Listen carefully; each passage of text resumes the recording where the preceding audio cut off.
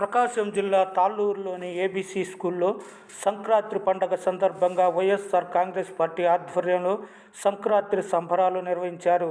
తాళ్ళూరు మండల YSR Congress party incharge Darsi MLA Maddisetti Venugopal సోదరులు మద్దిశెట్టి రవీంద్ర పోటీలను ప్రారంభించారు.